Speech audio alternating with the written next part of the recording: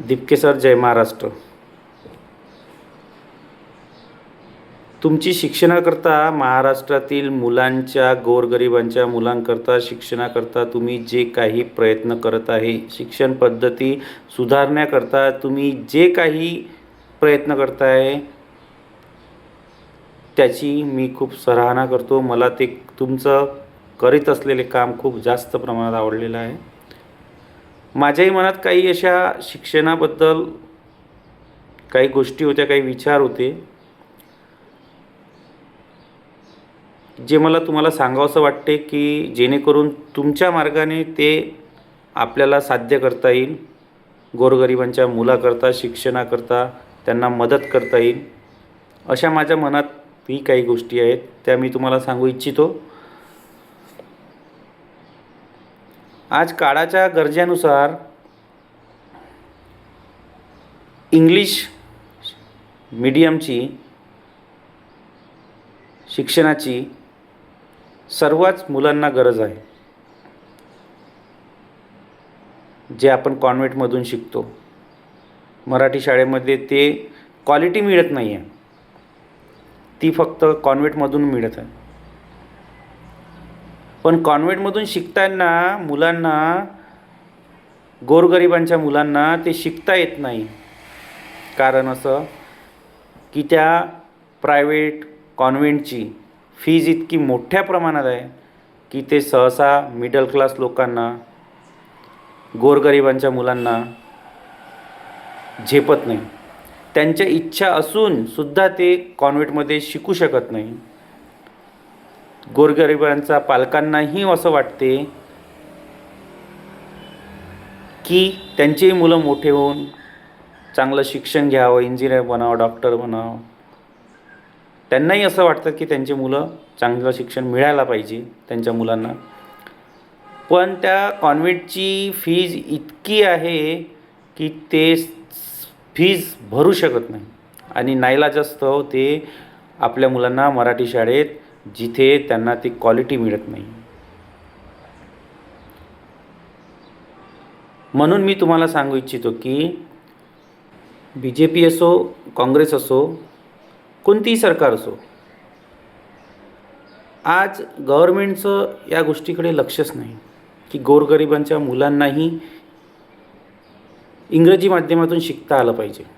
यांच्याकडे त्यांचं लक्षच नाही आहे.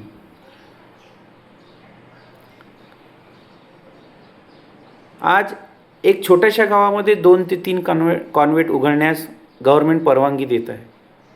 मराठी शाळा बंद पडत आहे, जीर्ण होत आहे. त्यांना पेंटिंग नाही, काही नाही, तिथे व्यवस्था नाही, बसण्याची व्यवस्था नाही. गव्हर्मेंटच्या शाळांची ही स्थिती आहे.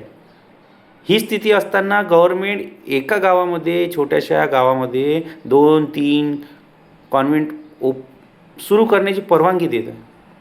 अरे, मला असं वाटते की ही परवानगी न देता तुम्ही त्या गव्हर्मेंट शाळेला व्यवस्थित करा ना, तिथे लोकांना सुविधा द्या ना.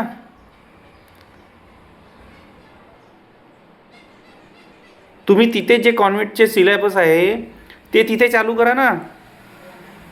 तिथे का बरं तुम्ही ह्या सुविधा देत नाही ज्या कॉन्व्हेंटमध्ये आहे?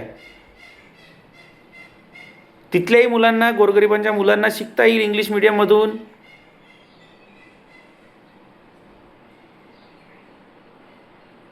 करा ना काही नियम, कानून, कायदे.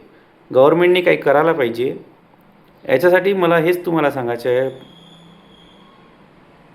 दिपके सर, की हे कॉन्व्हेंट, प्रायव्हेट कॉन्व्हेंट ओपन न करता गव्हर्मेंटच्या शाळा सुधारा. तिथे ते इंग्लिश मीडियमचं सिलेबस तिथे लावा, तिथे आणा. म्हणजे जे गव्हर्मेंटची फीज आहे त्याप्रमाणे लोकांना शिकता येईल, सर्वांना तिथे जाता येईल, तिथली विद्यार्थी संख्या कमी होणार नाही, शाळा बंद पडणार नाही. प्रायव्हेटीकरण करणं बंद करा. गव्हर्मेंटचे जे आहे, ज्या सुविधा आहे त्या मुलांना भेटू द्या. तिथून त्यांना चांगल्या पद्धतीने शिकू द्या. त्यांनाही समोर जाऊन काही डॉक्टर, इंजिनियर बनता येईल. त्यांच्याही आशा अपेक्षा पूर्ण होतील. ज्या मुलांबद्दल त्यांनी बाळगलेले आहेत. आम्ही जेव्हा शिकायचो तेव्हा आम्हाला 1ली ते 10वीपर्यंत फीजच नव्हती लागत. आज तेच कॉन्व्हेंटचं सिलेबस तिथे लागू झालं तर त्या मुलांना शिकता येईल, पैसे लागणार नाही तेवढ्या प्रमाणात. महागाई इतकी वाढली आहे की त्यांना ते शिक्षण घेताच येत नाही. कुठे कुठे ते खर्च करणार आहे, कुठे कुठे पैसा लावणार आहे. खातील की ते 25 आज नर्सरीची फीज 25 पूर्ण शिकतपर्यंत एका वर्षाची 20 ते 25 हजारापर्यंत फीज आहे छोट्यात छोट्या कॉन्व्हेंटची. तुम्ही हे प्रायव्हेट कॉन्व्हेंट उघडण्याची परमिशन न देता गव्हर्मेंट शाळेमध्ये ते सिलेबस आणा, त्यांना त्या सुविधा द्या, तिथे इंग्लिश मीडियम चालू करा. आणि तसंही मराठी सब्जेक्ट हा एक असतोच. मराठी महाराष्ट्राच्या शाळेमध्ये मराठी सब्जेक्ट असतोच. तिथे ती बाकीचा सिलेबस लावा कॉन्व्हेंटचा, म्हणजे लोकांना कमी फीमध्ये शिकता येईल.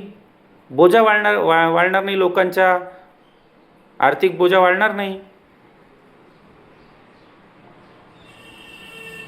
याच्यावर दिपके सर तुम्ही काहीतरी लक्ष दिलं पाहिजे, हीच माझी विनंती आहे. जय महाराष्ट्र.